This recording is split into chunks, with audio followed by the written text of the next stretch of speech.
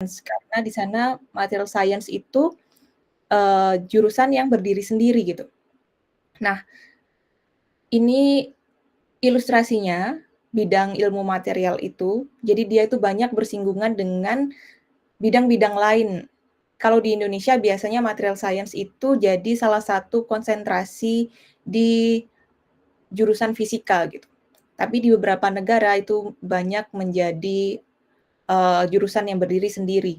Nah, contohnya di sini material science itu bersinggungan dengan fisika, kimia, biomedis, nanoteknologi, mechanical engineering, electrical engineering gitu. Jadi sangat luas sebenarnya. Kemudian material-material apa sih? Material itu apa sih? Ya, kalau teman-teman sudah pernah belajar tentang periodic table, itu ada banyak sekali unsur-unsur alami dan artificial. Itu tuh contohnya metals, transition metals. Ini adalah bahan-bahan, secara kasarnya bahan-bahan yang dipakai untuk saintis, untuk ilmuwan di bidang material science untuk membentuk suatu material baru atau menggabungkan beberapa material menjadi material yang berfungsi dengan baik yang digunakan untuk electronic device contohnya. Kemudian ini jadi materials itu berdasarkan fungsinya ada 2, struktural material, jenisnya ada 2, struktural material yang biasanya digunakan karena sifat-sifat mekaniknya. Contoh baja, besi, logam yang dipakai untuk keperluan konstruksi karena kekuatannya dan pokoknya sifat-sifat mekaniknya. Kemudian ada material yang digunakan karena sifat-sifat fisiknya. Contohnya material yang bersifat magnetik, isolator, semikonduktor gitu. Jadi ini contohnya. Kemudian saat ini itu tuh banyak sekali teknologi yang bergantung kepada kemajuan material science. Jadi ini ilustrasinya bagaimana posisi teknologi sekarang itu di posisi ini dan sini istilahnya itu bottleneck. Jadi kalau kita bisa melewati bottleneck ini dengan menemukan atau menggunakan material science dengan sebaik-baiknya, teknologi baru yang ramah lingkungan, yang performance-nya bagus, itu dapat dicapai nantinya. Kemudian cabang-cabang penelitian dalam bidang material science ini ada ini ya contohnya ilustrasinya. Jadi dari mulai meneliti struktur materialnya, meneliti keunggulan, kekurangan, sifat-sifatnya, lalu processing atau fabrikasinya, dan penelitian performance-nya itu dilakukan oleh dua grup yang berbeda. Contohnya di sini istilahnya scientist dan engineer. Kebetulan saya itu posisinya di sini sebagai scientist, job desk saya itu untuk membentuk struktur-struktur baru dari material atau menggabungkan material-material baru dan meneliti properties-nya, meneliti sifat-sifat materialnya, keunggulannya, kelebihannya untuk kemudian diserahkan kepada engineer untuk mengevaluasi performance-nya, untuk fabrikasinya, untuk ekstraksinya menjadi material dalam bentuk fisik seperti itu. Kemudian ini kemudian selanjutnya peran ilmu material dalam teknologi modern. Jadi ilmu material ini memungkinkan inovasi dalam teknologi komputer, perangkat penyimpanan atau memory device dan sistem komunikasi. Dan miniaturisasi itu minimize, jadi teknologi semakin maju itu ditandai dengan banyak electronic device yang semakin kecil gitu.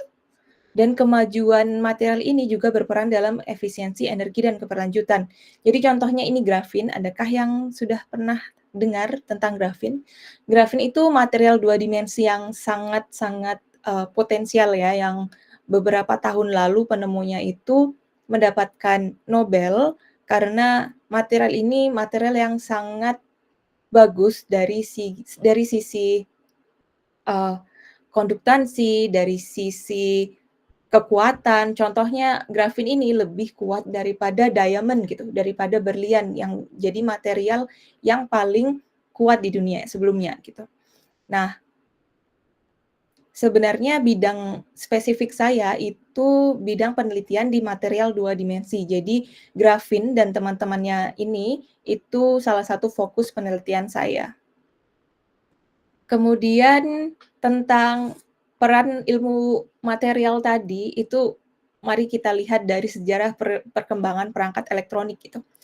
Secara garis besar, dari perangkat elektronik yang sangat-sangat besar, sekarang mulai menjadi kecil kecil kecil, jadi seperti yang dulu komputer, masih komputer yang tabung yang besar dan lain-lain, sekarang laptop semakin tipis dan semakin bagus performanya, itu juga, peran dari teknologi di ilmu material yang membuat material-material yang sangat kecil ber ber sekitar nanometer, skala nanometer yang kecil untuk menjadikan perangkat-perangkat itu sebagai, eee, perangkat di dalam HP contohnya, di dalam ponsel contohnya yang semakin kecil gitu. Sementara beberapa puluh tahun lalu mungkin kita masih, pakai telepon yang harus pakai kabel seperti itu. Dan kemudian contohnya ini evolusi memori elektronik dan peran material. Bidang penelitian saya juga sekarang itu meneliti, magnetic random access memory, MRAM. Jadi ini salah satu bidang penelitian saya sekarang. Jadi MRAM di masa depan itu diharapkan di skala yang sangat kecil, nanometer. Sejauh ini, sampai saat ini, skala skala yang sudah acceptable itu sekitar 2 nanometer, jadi itu sangat kecil. Dengan 2 nanometer itu performance-nya diharapkan jauh lebih tinggi daripada saat kita memakai material-material 3 dimensi contohnya. Kemudian ini contoh, evolusinya dari bagaimana memori device. Dulu saya masih sempat ngerasain, apa ya, floppy disk masih, CD-ROM masih, SD card. Kemudian, teknologi sekarang memungkinkan untuk kita memakai cloud instead of, memory device yang secara fisik ya. Dan ini pun butuh, teknologi computing yang bagus dan yang performanya sangat tinggi gitu. Oke. Terus juga ilmu material itu sebenarnya sangat berperan dalam evolusi manusia ya, dalam evolusi era di manusia. Contohnya dulu itu kan, eee, zaman atau era itu kan ditandai dengan material-material yang dipakai. Contoh dulu Stone Age gitu, era batu, Bronze Age, Iron Age. Terus sekarang kita sudah beralih ke composite material contohnya, terus kita menuju nanomaterial yang tadi saya sebutkan tentang material 2 dimensi yang sangat tipis, yang nanti akan menjadi teknologi masa depan, seperti itu. Jadi, contohnya di future trend di masa depan itu two dimensional material yang seperti saya sebutkan, graphene and molybdenum disulfide, dia itu sangat tipis dengan performa yang baik untuk transistor. Kemudian ada quantum computing akan menggunakan superconducting material yang sampai sekarang peneliti itu sedang berlomba-lomba untuk menemukan material yang bersifat superconducting. Terus neuromorphic computing, terus flexible electronic dan sustainable material. Jadi material-material, diharapkan di masa depan itu ketika materialnya kecil, contohnya memory device-nya tadi ukuran 2 nano, itu kan sangat kecil. Jadi nanti sampahnya juga kecil dan itu akan salah satunya berkontribusi kepada, mengurangi electronic waste, e-waste, mengurangi sisa sampah elektronik gitu. Lalu ini juga contohnya bagaimana peran ilmu material dalam green energy gitu. Jadi contohnya ini ada ilustrasi-ilustrasi sedikit. Jadi panel surya itu juga bergantung kepada perkembangan semikonduktor gitu. Nah, semikonduktor itu juga bergantung pada penelitian di bidang ilmu material seperti lalu baterai lithium contohnya. Baterai lithium itu juga salah satu penelitian saya waktu di PhD dulu, waktu di penelitian S3 itu meneliti pengganti baterai lithium yang kira-kira lebih banyak gitu sumbernya. Jadi lithium itu kan terbatas ya, sementara hampir semua perangkat device kita, perangkat elektronik kita menggunakan baterai lithium. Sementara di bumi ini cadangan lithium itu sedikit. Jadi sekarang penelitiannya itu beralih ke mencari material lain pengganti lithium atau sepertinya sodium dan lain-lain itu yang berlimpah yang di mana-mana agar lebih ramah lingkungan dan juga lebih performanya lebih bagus gitu. Jadi ini ilustrasi bagaimana green energy yang melibatkan ilmu material. Ya, seperti yang saya sebutkan tadi, ini baterai-baterai yang kita gunakan di perangkat elektronik kita, di laptop, di ponsel. Sekarang itu kita di lithium ini kebetulan di institusi saya beberapa tahun itu ada peneliti yang mendapatkan Nobel karena penelitiannya di bidang baterai lithium. Jadi kalau teman-teman nanti cari googling tentang Nobel di bidang baterai lithium, itu salah satunya peneliti dari institusi saya gitu. Nah, sekarang kan posisinya kita masih kebanyakan menggunakan lithium ini ya. Kemudian di masa depan seperti yang saya sebutkan tadi, kemungkinan nanti menggunakan pengganti lithium, contoh sodium, contoh berbasis silikon yang lebih banyak gitu, yang abundant, yang banyak kita temui di mana-mana tanpa perlu menambang contohnya. Kemudian saya juga menyelipkan ini, jadi Indonesia itu sebenarnya juga berpotensi menjadi sumber penelitian di bidang material science. Contohnya Indonesia itu kan memiliki 22% cadangan nikel dunia gitu, yang menjadikan pusat potensi rantai pasok baterai EV global. Jadi jika di Indonesia itu mau mengembangkan dan mengembangkan baterai sendiri, contohnya karena sudah memiliki cadangan nikel yang terbesar tadi, jika penelitian baterai kendaraan EV ini dilakukan di Indonesia contohnya, lalu kita kemudian ekspor baterainya dalam bentuk jadi, dalam bentuk baterai EV berdasarkan nikel, based on nikel, itu akan menjadi potensi yang sangat besar untuk Indonesia, seperti itu.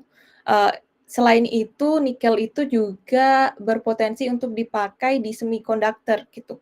Jadi sebenarnya nikel itu sangat potensial asal kita tahu bagaimana cara penelitiannya. Jadi semoga di Indonesia juga semakin banyak penelitian di bidang material science agar nikel kita itu beneran terpakai, beneran terutilisasi untuk menjadi teknologi baru, seperti itu. Sudah dulu. Baik, terima kasih banyak Bu Dian, Kak Dian, Mbak Dian ya. Ini sedikit mencerahkan, saya selama kenal Bu Dian ini belum pernah tahu tentang apa sih risetnya gitu ya. Kalaupun kita malah segedung ya, gedungnya sama tapi saya sama sekali tidak tahu, tidak mengenali apa sih riset Bu Dian. Jadi di hari ini juga saya belajar tentang material science, apa sih material science itu, yang kemarin-kemarin saya cuma tahu, oh oke, mereka mereka membuat komputer jadi lebih kecil, mereka membuat device-device menjadi lebih kecil, gitu aja saya taunya. Di dalamnya saya nggak tahu. Oke, mungkin teman-teman ada yang ingin ditanyakan? Mungkin pertanyaannya juga boleh nanya, Bu Dian, Kak Dian di Jepang penelitiannya bagaimana? Penelitiannya tentang apa sih? Apa sih yang menarik? Atau kegiatan penelitiannya bagaimana?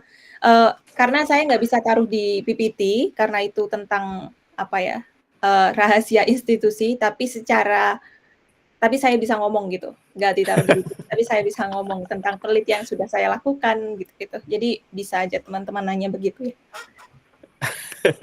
Ya boleh. Ya siapa tahu ada yang ingin tanyakan ya. tips-tips, misal tips-tips untuk belajar kali ya, itu juga boleh, silahkan, bebas. Boleh. Ya, teman-teman ada yang ingin ditanyakan? Mungkin tadi ada yang angkat tangan, tapi di tengah-tengah ini ya, materi ya. Gimana?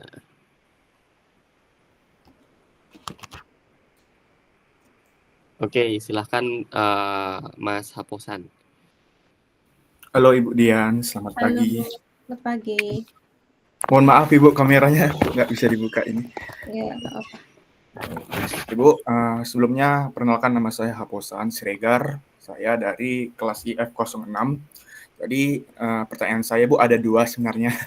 Yang pertama itu tentang, tadi kan Ibu mention mengenai, ya benar kita sekarang pakai kebanyakan baterai lithium, baik laptop, baik gadget yang kita gunakan, dan akan digantikan nanti dengan katanya tadi sodium atau semacamnya.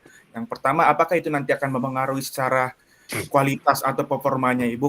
Nah, yang kedua, mengenai material grafin ya Bu, material 2D, Ya. material 2 itu. Nah, dari material ini yang nanti digunakan di masa depan, akankah juga mempengaruhi kekuatan atau ketahanan material itu sendiri, atau juga meningkatkan misalnya di kamera atau di kamera digital kita sekarang, kamera mirrorless atau di laptop kita sekarang, mempengaruhi efisiensi energi, mempengaruhi kalau di kamera sifat optiknya, seperti itu Bu. Sekian dan terima kasih. Oke. Terima kasih pertanyaannya. Saya jawab dulu atau bagaimana Ya, Pak? boleh langsung dijawab juga. Ya. Formatnya kayak kelas aja kayak biasa ya. Oke. Bentar, mana tadi? Ini tadi penggantian material, misal dari lithium ke sodium ya. Bentar, saya coba. Apakah bisa mempengaruhi performansi, dan juga kalau misalnya besok-besok terganti pakai grafin yang sifatnya 2 dimensi tadi, apakah mempengaruhi performansi di misal kalau di kamera, apakah ada hasil yang lebih baik atau gimana ya? Baik, jadi seperti saya jawab dari grafin dulu ya. Ini kan grafin. Grafin itu sebenarnya secara performance itu sudah melebihi material-material yang ada gitu. Makanya grafin itu saat ditemukan sampai ada Nobel gitu. Padahal biasanya kalau kita menemukan material baru ya nggak bakal sampai dapat Nobel gitu. Karena contohnya dia konduktansinya dan lain-lainnya itu sangat bagus. Yang sampai saat ini kenapa kita belum pakai grafin itu karena grafin itu masih mahal banget untuk diproduksi secara masif gitu. Dan ekstraksinya, fabrikasinya membentuk grafin yang sempurna, grafin yang berbentuk sempurna itu kan harus dibuat di lab ya, dan itu masih sangat susah gitu. Jadi ini salah satu kendala kenapa grafin belum digunakan. Namun secara performance itu grafin itu sudah melebihi material-material yang lain. Contohnya kan grafin ini 2 dimensi dari karbon ya. Jadi semua material yang menggunakan, semua perangkat yang menggunakan karbon itu sebenarnya sudah bisa digantikan dengan grafin karena performanya pasti jauh lebih bagus. Yang kenapa sampai sekarang belum dipakai itu karena grafin tadi saya sebutkan satu mahal, kemudian untuk fabrikasinya itu belum menemukan metode yang sangat bagus untuk menghasilkan grafin berkualitas tinggi gitu. Kemudian tentang baterai di sini. Iya, jadi sebenarnya prinsip penelitian itu kalau kita menggunakan material baru, contohnya kita mengganti dari lithium ke sodium, itu salah satu kriteria untuk sodium itu digunakan resmi sebagai pengganti lithium, itu adalah harus memenuhi beberapa syarat, contohnya performanya harus jauh lebih bagus. Kemudian karena baterai itu juga ada recycling cycle-nya, berapa kali bisa dipakai. Contohnya berapa kali ponselmu itu bisa di-charge sebelum baterainya rusak contohnya. Berapa kali cycle itu namanya. Cycle-nya itu harus melebihi teknologi sebelumnya. Kemudian kestabilan. Jadi baterai sodium itu sampai 2 tahun lalu saat saya mengerjakan penelitian itu, baterai sodium itu belum terlalu stabil gitu. menjentuk menjadi baterai. Makanya penelitiannya masih terus dilakukan bagaimana membuat baterai sodium itu terus dilakukan. Terus performance yang lain, kategori yang lain juga karena sekarang ini hampir semua negara kan menggalakkan green energy ya. Jadi salah satu kriterianya itu apakah baterai pengganti lithium nanti sudah bisa menjadi lebih ramah lingkungan. Kalau lithium kan agak efek buruknya kalau seumpamanya meledak dan lain-lain itu kan efek buruknya lithium ya. Makanya pengganti lithium itu harus lebih aman untuk digunakan dan aman untuk lingkungan. Apalagi kalau sodium, sodium itu kan di kehidupan di mana ya, di sehari-hari itu di mana-mana ya. Jadi kalaupun bocor pun kalau baterai sodium ya nggak apa-apa gitu. Itu keunggulannya sodium. Jadi pertanyaan tadi apakah nanti performansnya bakal ngaruh? Kalau nanti baterai sodium atau baterai pengganti lithium ini resmi menjadi baterai pengganti yang lain atau baterai yang resmi menjadi baterai komersil yang dipakai di mana-mana, itu sudah pasti performansnya melebihi yang lithium. Karena kalau prinsip penelitian itu kalau kita nggak bikin yang lebih bagus, ya kenapa kita harus memproduksi itu? Gitu. Semoga menjawab ya. Siap, baik Ibu. Terjawab Ibu. Terima kasih Bu. Ya, Sangat sama-sama. menjawab ya. Nah, itu tadi dari pertanyaannya Haposan, saya sebenarnya ada pertanyaan lain. Sebenarnya sememungkinkan apa sih grafin itu bisa diproduksi massal? Atau sememungkinkan apa sih metode yang baik untuk memproduksi si grafin itu didapatkan gitu ya? Mungkin dalam waktu beberapa tahun gitu. Sebenarnya ya grafin itu sendiri tuh secara kalau nggak salah sih Nobelnya 2008 dan ekstraksinya tuh tahun 90 something. Sampai saat ini masalahnya itu contohnya kan ini grafin ini dari ini ya, dari atom-atomnya ini ya. Ini kan membentuk honeycomb, membentuk heksagonal. Jadi ini ada 6 atom di dalam satu heksagonal gini kan. Nah, sampai saat ini itu apa ya? Grafin itu saat diproduksi jika ada salah satu metode yang salah aja, contohnya ini kan satu honeycomb ada 6. Ini atomnya bisa hilang 1 atau atomnya bisa hilang 2. Jadi sangat riskan gitu. Karena saya juga bukan yang peneliti yang eksperimen mengekstraksi grafin, jadi mungkin saya cuma ngasih gambaran secara umum dinamika dan sampai mana penelitian di bidang grafin ini. Jadi gitu, dan juga biaya produksinya sih sejauh ini masih mahal ya. Contohnya yang bisa bikin grafin yang bagus itu NIMS, National Institute of Material Science, di Tsukuba juga, di Jepang juga. Mereka itu bisa bikin two-dimensional grafin ini dan mereka juga bikin two-dimensional molybdenum disulfide mana tadi? MOS2.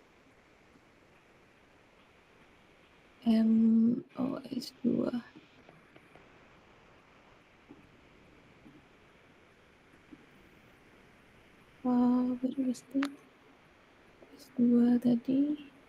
Oh ini. Jadi contohnya NIMS itu mereka bisa bikin grafin dan molybdenum disulfide ini dengan kualitas yang paling bagus. Katanya sih paling bagus di dunia yang sampai mereka itu banyak ngejual gitu di luar Jepang. Nah, itu sayangnya masih jadi dan sedangkan molybdenum disulfide ini dipakai biasanya buat bahan penelitian semikonduktor. Jadi two-dimensional material ini mungkin masih targetnya sih di atas 2034. Kalau ada nggak aku tampilin di sini, tapi ada kayak timeline target ilmu material itu setelah 2034, 2035 something itu hampir semua material itu sudah digantikan dengan material 2 dimensi. Namun kalau bicara sekarang 10 tahun sebelumnya, kesulitannya itu masih mahal dalam produksi dan kesempurnaan fabrikasinya gitu. Gitu Pak Andi. Oke, gitu ya teman-teman berarti ya.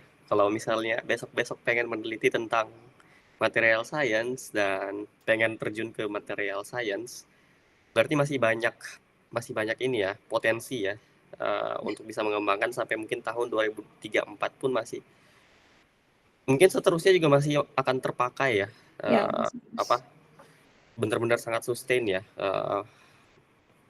grafin ini ya, metode pengembangan grafin. Oke, mungkin teman-teman ada pertanyaan lain, banyak banget yang bisa diambil, santai aja, nggak usah iya takut santai. nanya. Oke, silahkan Muhammad Nasrullah. Oke, terima kasih atas kesempatannya. Perkenalkan, saya Muhammad Nasrullah dari kelas S1 IF 1101.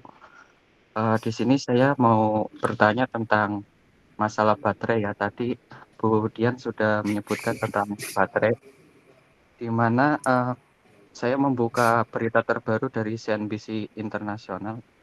Itu Indonesia menjadi cadangan nikel terbesar dunia dengan 55%. Kemudian tapi problemnya adalah produksi terbesarnya itu justru dari negara lain, yaitu China 53%. Nah, kira-kira apa sih tantangan Indonesia itu, Bu, dalam uh, penggunaan atau pengolahan material sand seperti nikel tersebut? Dan solusi ke depannya supaya Indonesia itu nggak hanya sebagai penghasil saja, tapi juga sebagai produsen terbesar. Mungkin seperti itu, Bu. Terima kasih. Makasih atas pertanyaannya, sangat bagus sekali ya. Jadi dari sisi saya sebagai peneliti, beberapa kendala di Indonesia itu karena gimana ya, untuk kita menghasilkan sesuatu, itu rantai penelitiannya tuh sangat panjang. Contohnya kayak tadi, contoh mana tadi?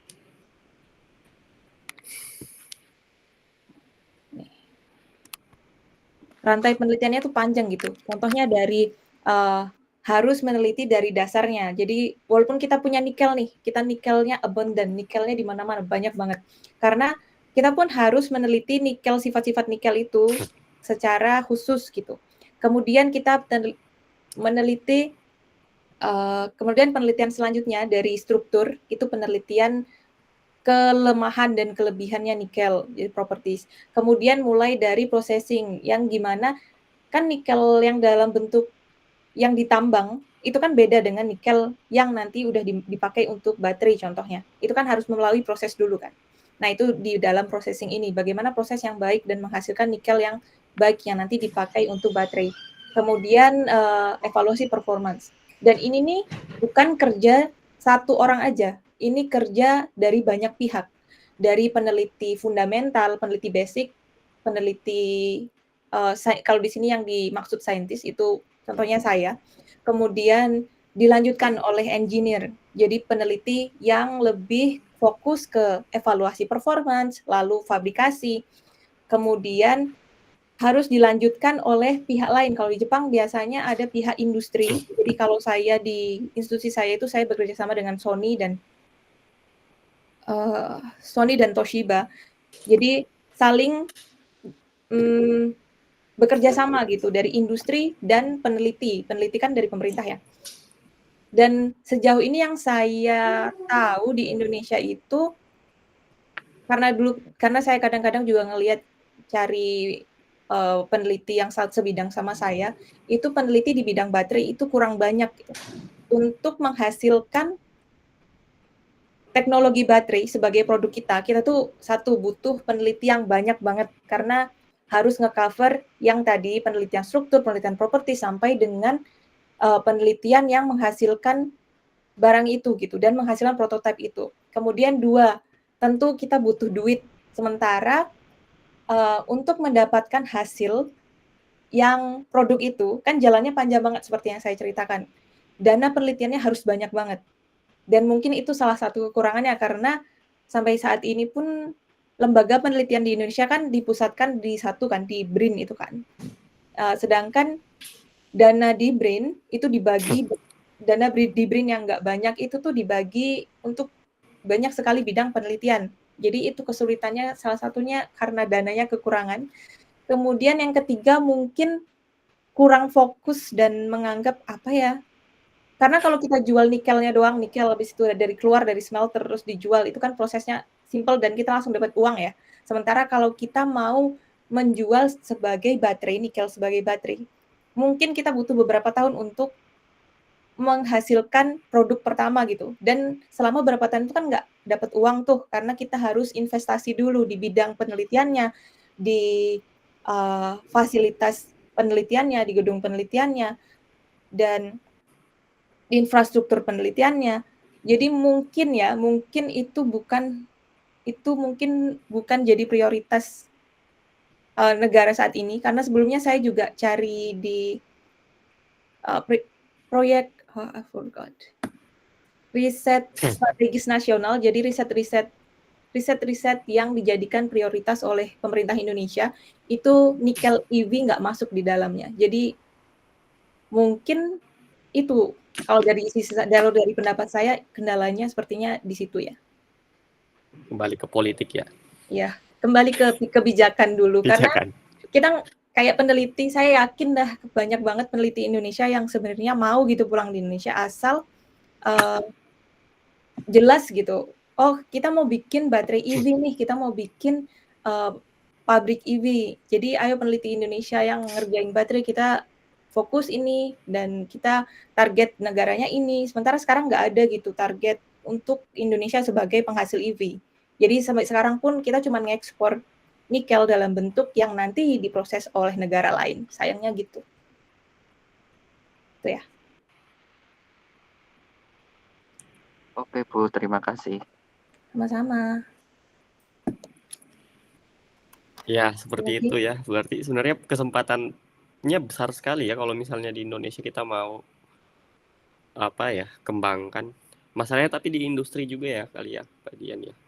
Kita Iya, belum benar. ada industri swasta atau industri yang bisa menyerap yang bisa menyerap nikel tadi atau teknologi-teknologi tadi ya. Kita bisa bikin teknologinya mungkin ya, tapi yang menyerap tetap dari negara luar kali ya, itu menjadi masalah. Nah, siapa tahu teman-teman ada yang mau bikin perusahaan yang besar gitu ya, dengan modal yang cukup. Nah, bagus tuh untuk meningkatkan produktivitas Indonesia. Mana ada lagi yang ingin ditanyakan? Oh ya, silahkan Mas Aditana Dharma Putra. Mungkin ini pertanyaan terakhir ya. Silahkan Mas. Baik, selamat pagi Ibu. Perkenalkan, nama saya Aditana Dharma Putra dari kelas IF 02. Izin bertanya Ibu, saat ini kalau di dunia teknologi itu kan lagi topik hangat-hangatnya kan AI dan machine learning. Nah, kemudian dalam ilmu material sendiri, seperti apa sih pemanfaatan AI yang sudah berjalan saat ini? Dan apakah pemanfaatan AI dan machine learning ini mampu dan efektif dalam keilmuan ini saat ini? Kurang lebih seperti itu, Ibu. Terima kasih.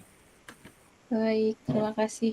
Mungkin saya jawabnya dari sisi material ya. Material dari sisi AI-nya nanti Pak Demon yang jawab boleh. Jadi kalau contohnya nih, mana tadi?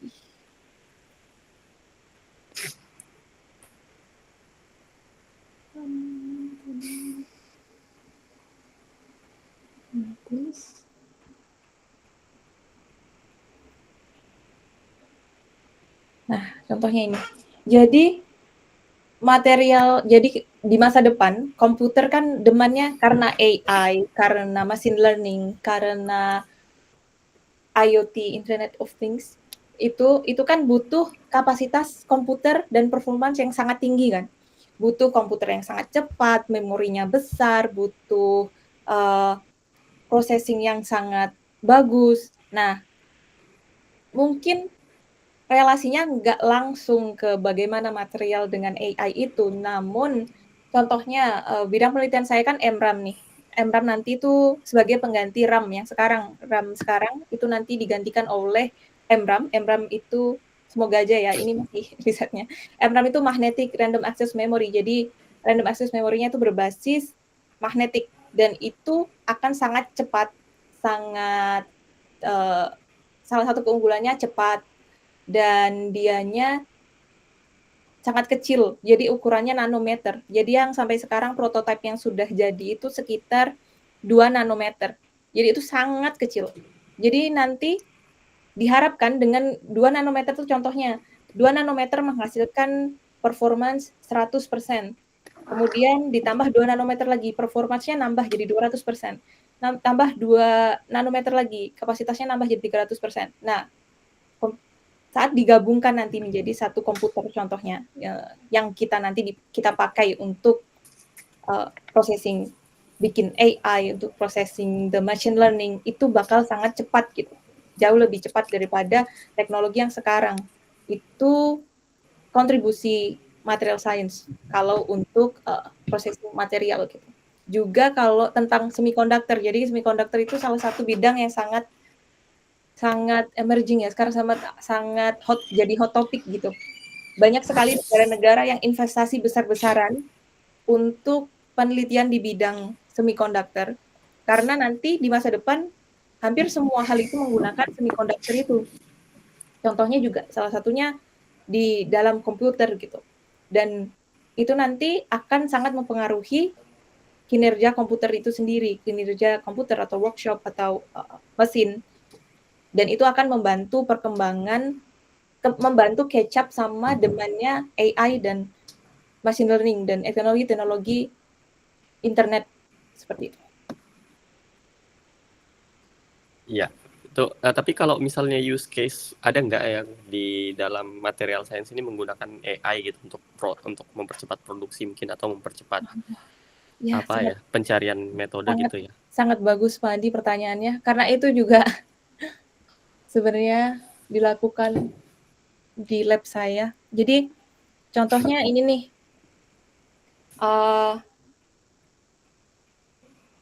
dulu sensei saya, dulu profesor saya, asisten profesor di lab saya itu mengerjakan kalkulasi material science, meneliti propertiesnya, meneliti seperti apa ya, meneliti keunggulan, sifat-sifat fisiknya lah. Kalau sifat-sifat fisik kan seperti magnetiknya bagaimana, elektroniknya bagaimana, itu tuh menggunakan machine learning. Jadi contohnya dia menggunakan salah satu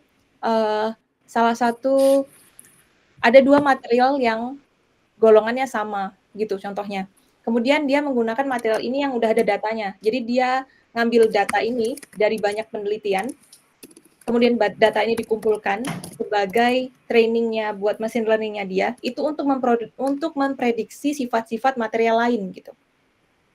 Sebenarnya banyak sekali kalau di bidang saya itu namanya material informatics. Jadi material informatics itu orang-orang yang menggunakan machine learning untuk mempelajari material science gitu. Wow, keren sekali ya. Besok-besok perlu ada kolaborasi kayaknya nih. Ya, gitu. Siapa tadi ya yang bertanya ya? Apakah sudah terjawab?